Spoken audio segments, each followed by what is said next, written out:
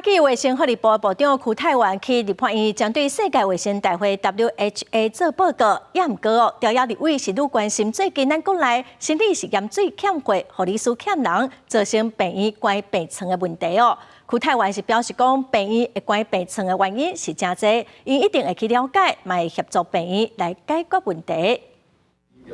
新任卫福部长邱泰源5日上任了后，初5第一报告立法院为全委员会进行世界卫生大会 WHO 专案报告。不过，调查立委拢将目标放伫最近国内重大医疗卫生事件。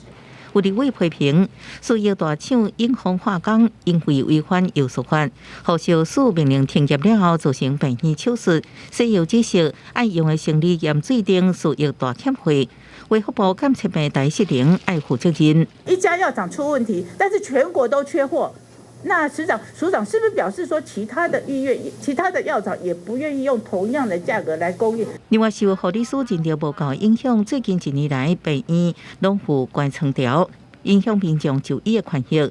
有立委指出，护理人员领证无执行的原因包含工时长、压力大。 而且薪水上过低，疫后离职率高创新高，卫福部应该扩大护理人员津贴补助，才留住人才。2030年我们需要的护理总人数是24到26万，我们现在只有18万。好，我帮你算一下，你每年要增加的是多少？至少1万。 但是你现在每年增加的是2000，观察的原因可能有很多了哈，那所以我们会了解，那自己一定很落实去了解，然后再解决每一个地区、每一个层级的它不同的问题。